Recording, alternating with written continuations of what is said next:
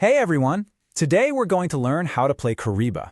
It's a really fun, super quick card game for 2 to 4 players, and it only takes about 15 minutes. In this explainer, I'll walk you through everything you need to know to get started with your first game. So, the whole idea of a game is pretty simple but fun.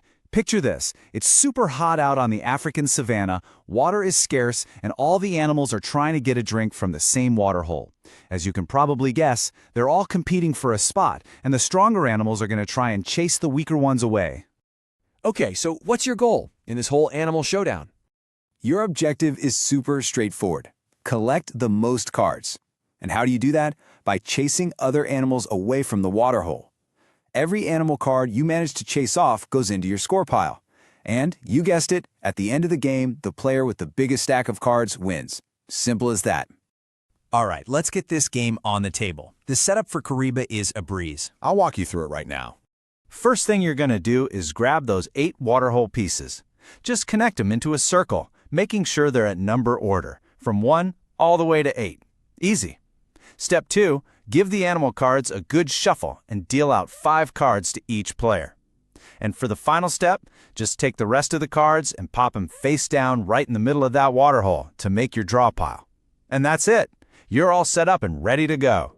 Okay, setup is done. Now for the fun part. Let's dive into how you actually play the game. Turns are really quick and they follow a very simple pattern. So, on your turn, you're always going to do 3 things. First, you play cards. You have to play at least 1 animal card from your hand, but you can play more if they're all the same animal. You just place them right on the waterhole space that matches their number. Second, you check for a chase. This is the key part. It's how you score cards. We'll get into exactly how that works in just a second. And third, you draw cards from the pile to get your hand back up to 5. Then, it's the next player's turn to do the same thing. Okay, so I mentioned the chase. This is really the heart of the game. So let's break it down. How do you actually chase an animal and win those cards? It all comes down to the rule of 3. A chase is triggered whenever there are 3 or more of the same animal at any one spot on the waterhole. And what's cool is, it doesn't matter who played the first couple of cards. If your play is the one that brings the count up to 3 or more, you're the one who gets to do the chasing. So who chases who? It's all about the numbers. The higher the number, the stronger the animal. It's that simple. So a number 7 rhino is definitely stronger than a number 4 giraffe. And the number 8 elephant? Well, that's the strongest animal out there, most of the time. Let's look at an example to make it crystal clear. Let's say there are already 2 giraffe cards sitting at space number 4. Now it's your turn, and you decide to play 2 rhino cards at space number 7. Uh-oh, there are now at least 3 rhinos out there, right? That means they trigger a chase. So the strong rhinos look for the closest, weaker animal. In this case, that's the giraffes. The rhinos chase them off, and you get to take both of those giraffe cards and put them right into your score pile. The rhinos you played stay where they are. Now there's one really important, kind of funny exception to remember. The big, powerful number 8 elephant can chase any weaker animal, as you'd expect. But the tiny little number 1 mouse is the only animal that can chase away the elephant. It's like David and Goliath. Keep that little trick in mind. It's a huge part of the strategy. Okay, so you'll keep taking turns, playing cards, and trying to chase animals. But how does the game actually end? Let's take a look. The game ends in one of 2 ways. First, if the draw pile runs out of cards. When that happens, you just keep playing with the cards in your hand, but obviously you can't draw anymore. The game will officially stop the moment a player plays the very last card from their hand.